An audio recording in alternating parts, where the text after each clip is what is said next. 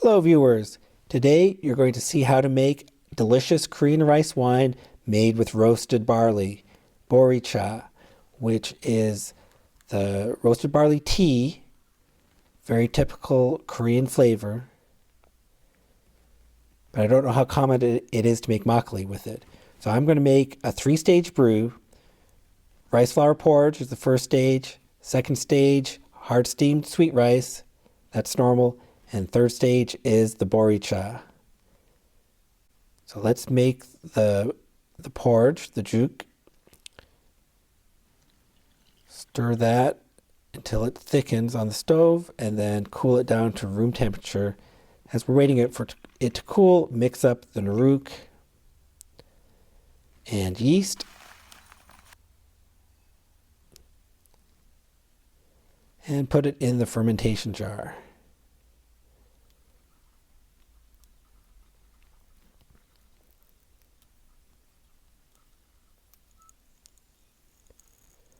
I'll put that in a dark cabinet to ferment. Since it's glass, you can't let any sunlight get on it. And it should be in that temperature range for best results. And I want to stir it 3 times a day for the first 2 days.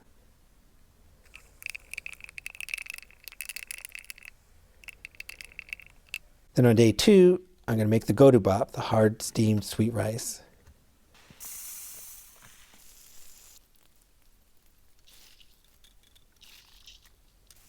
So wash the rice carefully, soak it for at least 3 hours, and then let it drain for 30 minutes.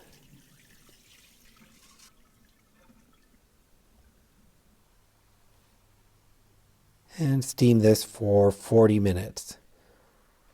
So the end result is the godubap, the hard steamed rice. Spread that out and cool it to room temperature. That takes about an hour.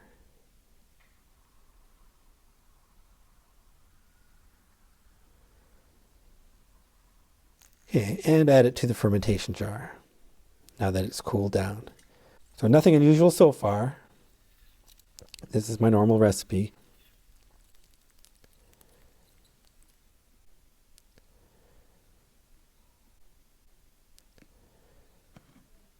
Just let it ferment for a few more days. Okay, you can see have liquid on the bottom.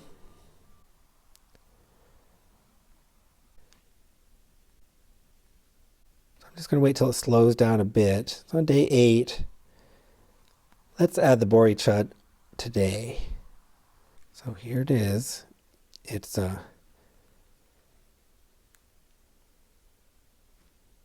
smells very toasty and roasted. It's quite dark.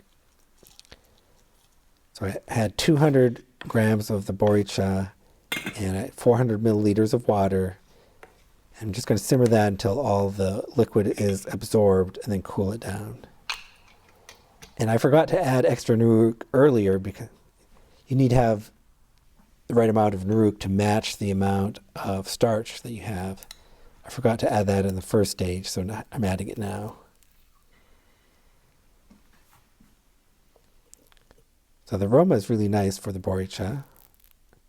I can mix that as much as I can. And now it's going to ferment even more.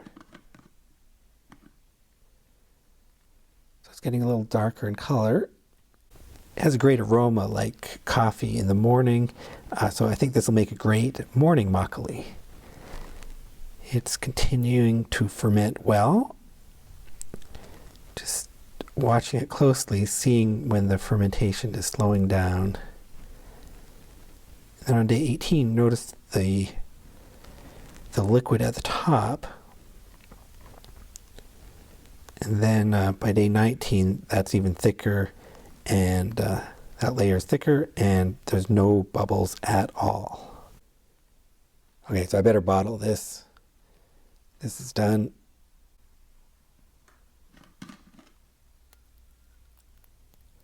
Okay, I can't pour it all in at once.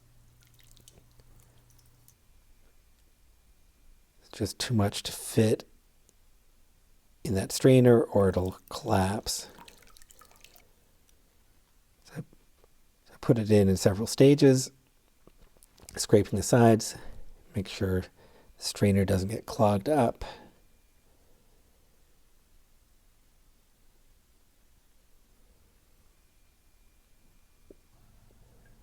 And I really want to squeeze it, get all the good liquid out.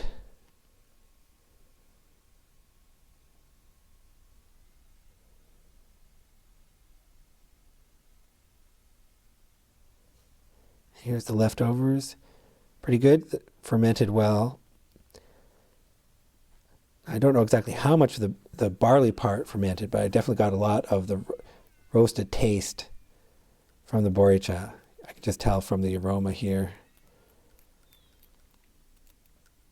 Good amount of output, more than 2 liters.